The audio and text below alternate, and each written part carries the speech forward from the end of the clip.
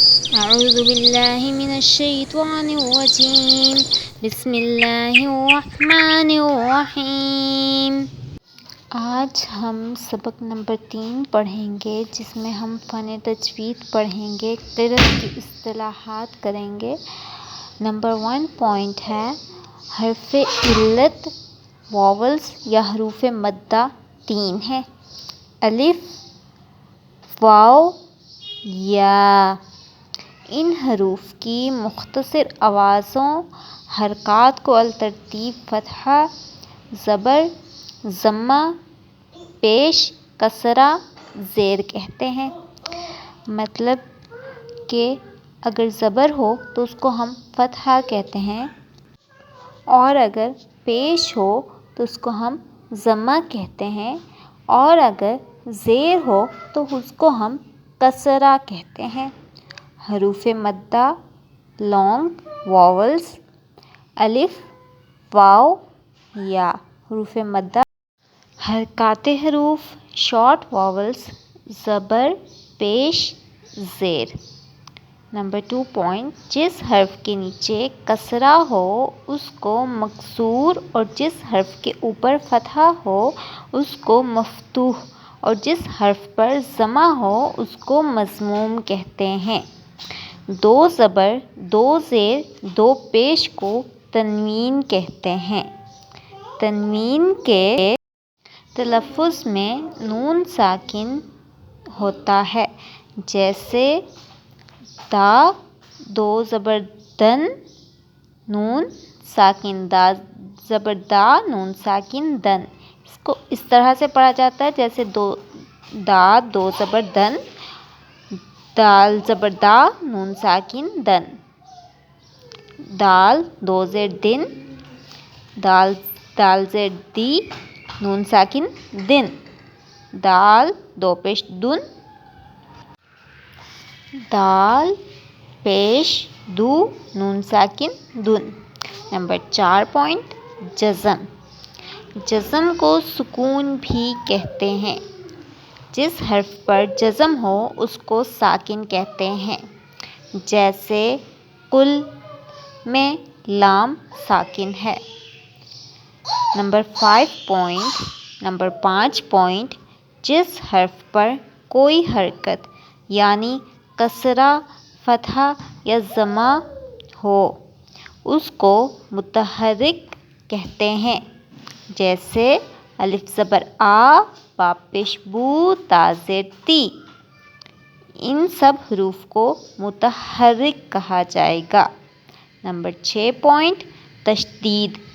جس حرف پر تشدید ہو اس کو مشدد کہتے ہیں، جیسے ان۔ الف زیر ای، نون تشدید، نون زبر نا، تشدید، ان۔ Number 7 point, مدہ۔ عربی زبان میں سوائے حروف مدہ کے کسی حرف کو کھینچ کر نہیں پڑھا جاتا۔ حروف مدہ 3 ہیں: الف، واو، یا، بشرط یہ کہ واو ساکن سے پہلے اس کے مطابق حرکت ضمہ ہو، جیسے نون پیش نو، واو ساکن نو، اور یا ساکن سے پہلے اس کی مطابق حرکت کسرہ ہو، جیسے حاضر ہی، یا ساکن، اور الف اس کی مطابق حرکت فتح ہو، جیسے ہا زبر ہا، الف ہا۔ حروف مدہ کا مجموعہ نوحیھا ہے اور اس کی مقدار 1 الف یا 2 حرکت کے برابر ہے۔ نمبر 8 پوائنٹ، حمزہ۔ الف ہمیشہ ساکن ہوتا ہے، لہٰذا مدہ ہوتا ہے، اور اس سے پہلے حرف پر ہمیشہ فتح ہوتا ہے۔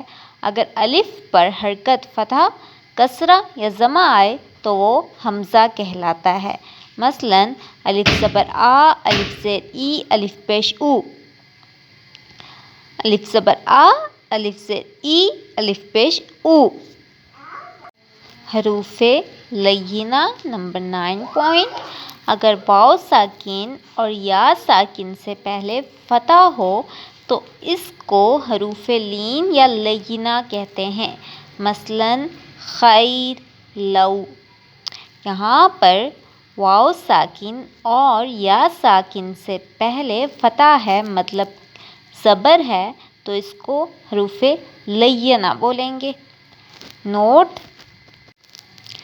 سب اپنے دماغ میں یہ بات بٹھا لیں کہ عربی قواعد کے لحاظ سے الف پر کوئی حرکت ہی نہیں آتی، البتہ الف حمزہ کا شوشہ بن کر آتا ہے۔ یہی صحیح رسم الخط ہے جو عرب و مصر کی کتابت میں آتا ہے۔ ہندوستان کے بعض کتابت میں کاتبوں نے رسم الخط کی کئی غلطیاں رائج کی ہیں، جیسے انڈیا اور عرب کا میں آپ کو مجموعہ بتاؤں گی۔ مروجہ انڈیا اور صحیح اس کا عرب کا لفظ کیسے پڑھا جائے گا۔ انڈیا میں الف پر کھڑی زبر انہوں نے ڈالی ہے اور اس کو آمینو پڑھا ہے، لیکن عرب میں یہ حمزہ زبر آ ہے، آمینو۔ اور اسی طرح انا میں بھی غلطی ہوئی ہے، آتونی کو بھی حمزہ زبر آ کی جگہ انہوں نے الف کھڑی زبر ڈال دی، جس کی وجہ سے یہ آتونی پڑھا جائے گا، لیکن یہ حمزہ زبر آ ہے۔ اور اسی طرح الارضی میں بھی غلطی ہوئی ہے، مالولا میں بھی غلطی ادا کی گئی ہے اور اس کو غلط طریقے سے لکھا گیا ہے۔ تو یہ چیزیں آپ نے قرآن پاک میں ہمیشہ دیکھ کے پڑھنی ہیں، ہمیشہ یاد کرنی ہے۔ اور عربی قواعد یہی ہیں کہ الف پر کوئی حرکت آتی ہی نہیں ہے، الف پہ کبھی کوئی حرکت نہیں آتی، یہ بات آپ نے اپنے دماغ میں رکھ لینی ہے، یہ عربی قواعد ہیں۔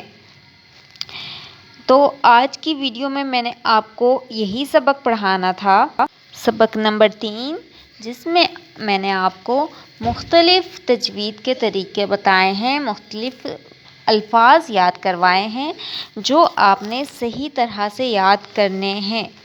تو امید کرتی ہوں آپ کو میری یہ چھوٹی سی کاوش سمجھ بھی آتی ہوگی اور آپ یاد بھی کرتے ہوں گے۔ اگر ابھی آپ کو کوئی بات نہیں سمجھ آ رہی تو آپ مجھے کمنٹس کر کے بتا سکتے ہیں یا مجھ سے پوچھ سکتے ہیں، آپ کو ضرور اس کا جواب ملے گا۔ ابھی کے لیے آپ نے جو میں نے آپ کو پڑھایا وہ سب صحیح طرح سے اپنے دماغ میں بٹھا لینا ہے، تاکہ آئندہ پڑھنے والے سبق میں آپ کو کوئی بھی مسئلہ پیش نہ آئے۔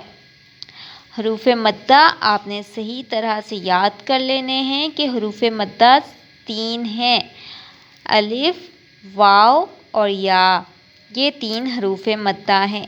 باقی جن کی میں نے آپ کو تفصیل بتائی ہے وہ بھی آپ نے اپنے دماغ میں یاد کر لینے ہیں، ان کے نام بھی اپنے دماغ میں یاد کر لینے ہیں، تاکہ آپ کو آئندہ تجوید کے اصول یاد کرنے میں بہت ہی آسانی ہو۔